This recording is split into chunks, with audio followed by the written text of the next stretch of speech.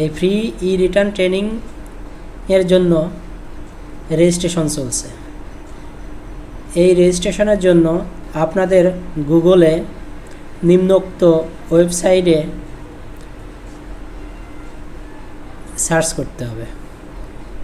Search করার পর আমাদের এরকম একটা অ্যাপ্লিকেশন ফর্ম আসবে।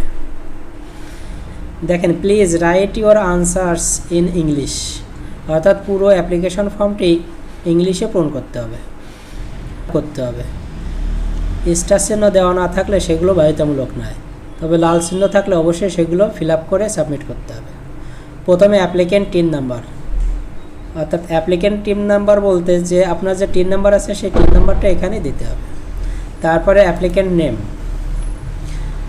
এবং অ্যাপ্লিকেন্ট ডেজিগনেশন।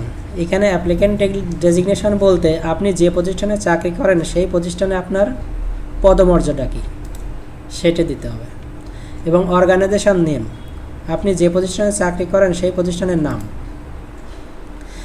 এবং সেই প্রতিষ্ঠানের টিন নাম্বার। যদি এটা বাধ্যতামূলক নয়, যদি পারেন দেবেন, না পারলে দেওয়ার দরকার নেই। এবং আপনি যে জায়গা থেকে অ্যাপ্লিকেশন করছেন সেই জায়গায় অ্যাড্রেস, তারপরে মোবাইল নাম্বার, ইমেল অ্যাড্রেস এবং আপনারা কতজন এই ট্রেনিংয়ে অংশগ্রহণ করতে চান তার একটা সংখ্যা দিতে হবে, 1 জন 2 জন।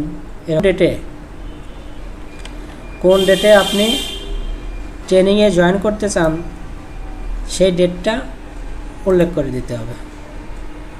অবশ্যই গভর্নমেন্ট ওয়ার্কিং ডে থাকতে হবে। এগুলো সব ফিল আপ করার পর এই সাবমিটে ক্লিক করলে আপনার অ্যাপ্লিকেশনটি গৃহীত হয়ে যাবে।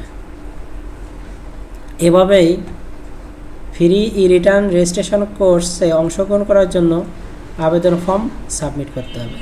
ধন্যবাদ।